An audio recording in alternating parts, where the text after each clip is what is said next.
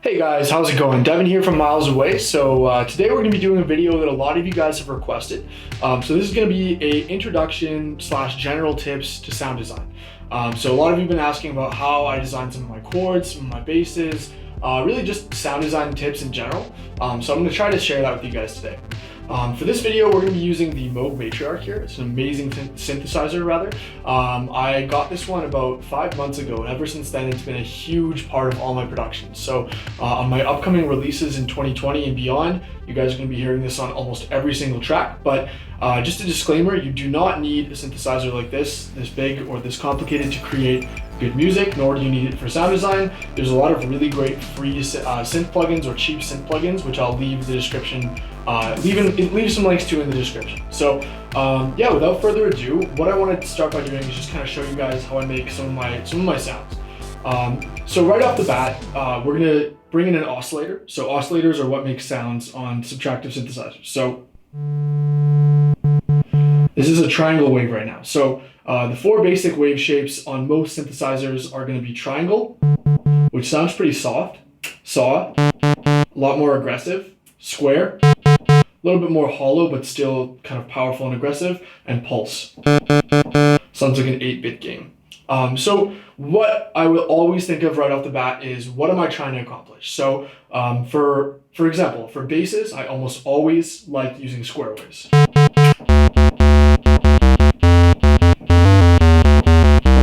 Because of the fact that they have quite a lot of body and a bit of buzz in the top register, but not a lot of mid-range. They're a little bit more hollow, so that'll leave space for a lot of the other instruments there. So even something as simple as taking a square wave, filtering it down. So what filtering does, this is a low pass filter, you're gonna be taking away the highs. So now all of a sudden we're left with this really warm, brassy tone. So right here, this is a very common bass sound for me. So what I'll do is I'll have a square wave, and then I'm gonna bring in an envelope. Now what an envelope does, it's gonna cause the sound to change very fast when you press the key. So we're gonna bring in the envelope, we're gonna turn the attack all the way down so it's really short and snappy. We're gonna take the decay up pretty long, and then we're gonna take the sustain down. So what you have is basically a hill. Your sound's gonna start really loud and go really slow, really down really fast rather, using the filter. So essentially it's gonna bring the filter starting up here and then really fast down like that. So that's gonna sound like this. You can dial it in as necessary. And turn the release to get rid of those clicks at the end. And now we have quite a nice bass sound.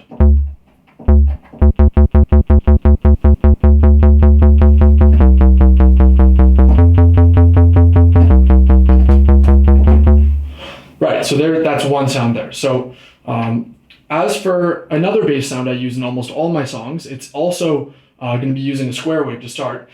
So what that's going to sound like to start, we're going to leave the filter up to start like this, and then we're going to bring in, with an octave above, some more buzzy saw waves. And now we're kind of getting a richer sound. And we're going to detune each of these saw waves.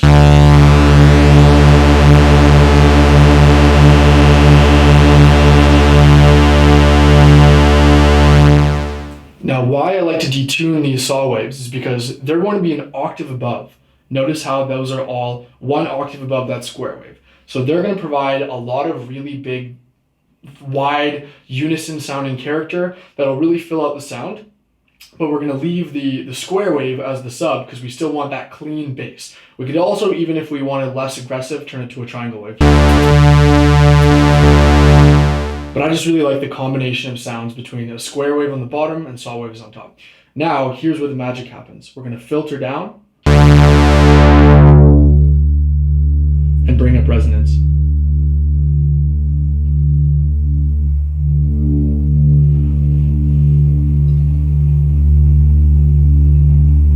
Now we're going to add some glide here.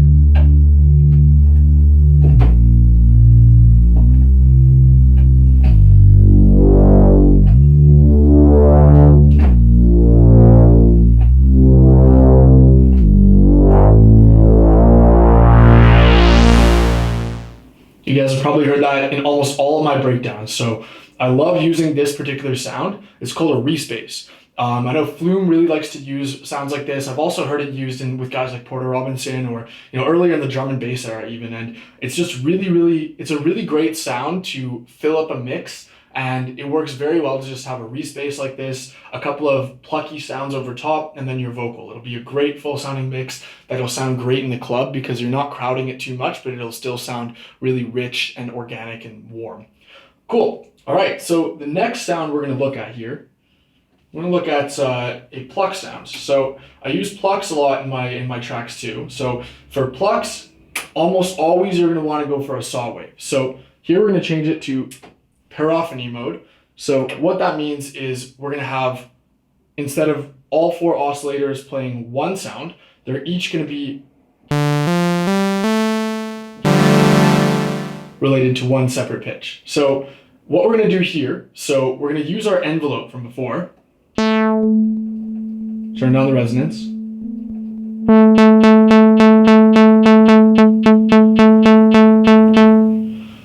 all right, so I've programmed in a sequence here. Sounds like this. I'm going to un-detune the oscillators.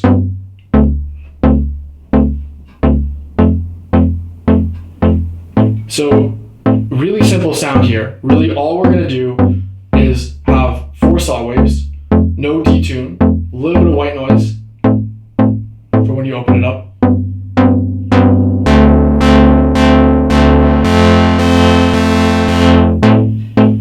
Adding in some delay.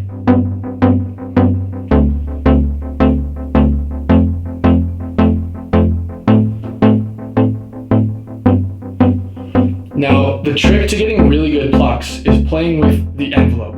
So, by adjusting the attack, we can change how sharp it sounds. You get kind of a more vintage vibe like this with less, or a very modern, snappy vibe. Sounds very deadmau5. With the sustain, we can change the character of how much we hear the body of the note.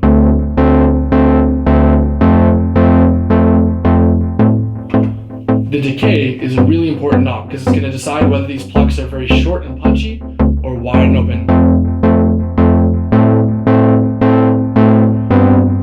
I tend to like my plucks more plucky, more short. And then finally, release. Do we want the notes to ring out?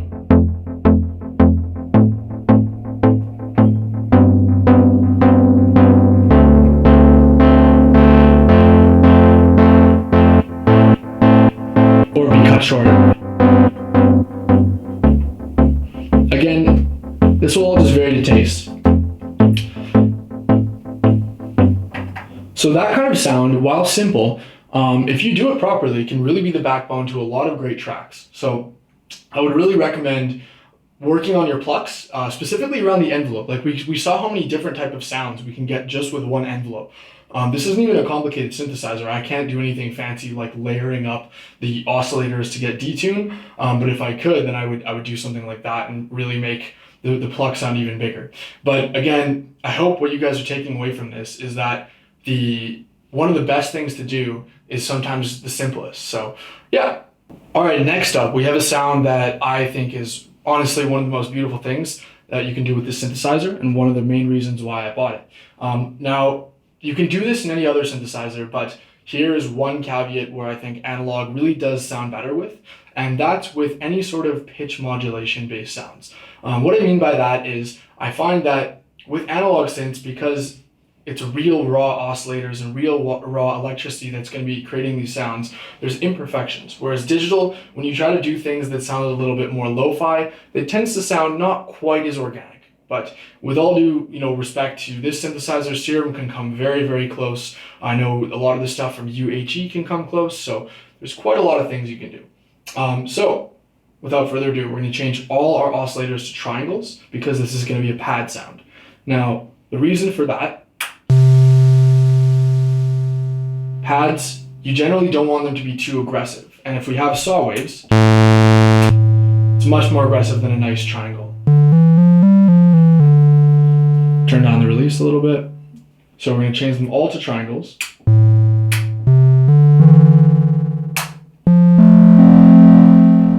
So already we've got a really nice warm sound, but here's where the magic happens. So we're gonna use this modulation low frequency oscillator, which is going to modulate the pitch and give a really old-fashioned warbly sound as if I'm recording this on an old tape recorder. Now listen to what it's gonna sound like. We'll go way overboard at first so you can hear what dialing it back sounds like to get it just right. So listen to the pitch of this sound.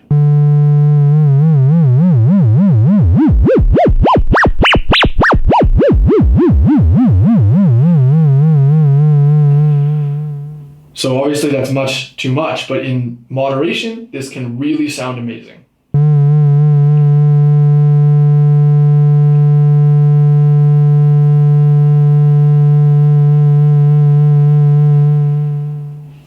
So what we're going to do here is we're going to start playing chords and bringing in a little bit of delay. So again, delay in. Now we'll play some chords. We've got to turn down the volume here because as you increase volume, a lot of the times you're going to get a little bit of distortion, which can sound great if you're going for a gritty bass sound, but this sound we want it to be very beautiful. We're also going to do something here where we change the pitch of the oscillators that are in the chord, except for the one that's playing the bass line. So we're going to have the bass line be a full octave below this. Now this is really just a shortcut for people who are not keyboard players like me because it just makes the chords easier to play. So here we are, here's our sound.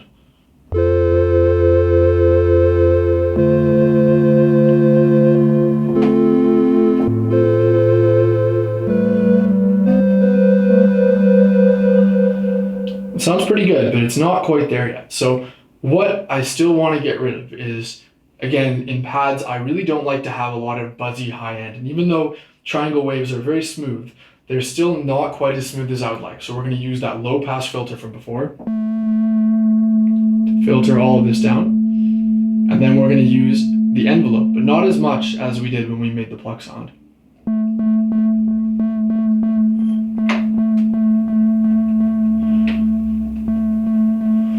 Very subtly. So what we're going to do here, we're going to play a sequence that I wrote, and let's see what it sounds like.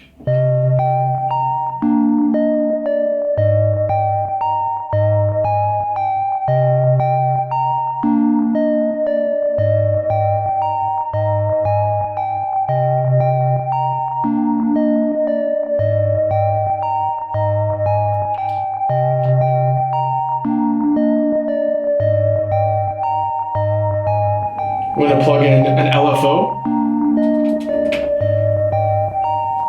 into one of the delay times. This is going to sound kind of crazy.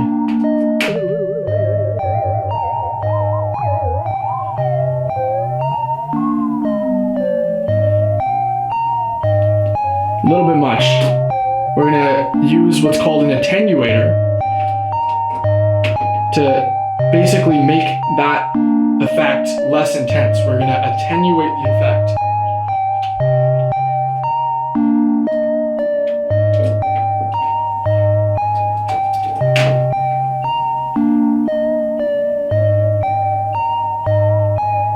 If we turn the delay up all the way,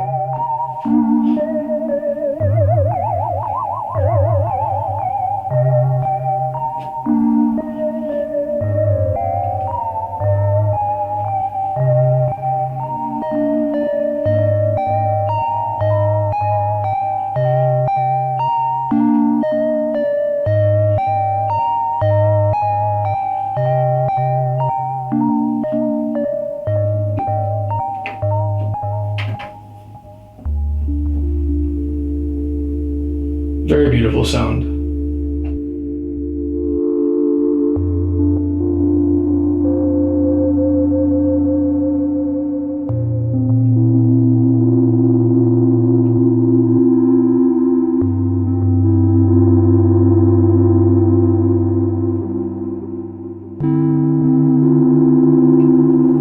This kind of sound is the sound you can just play with for hours.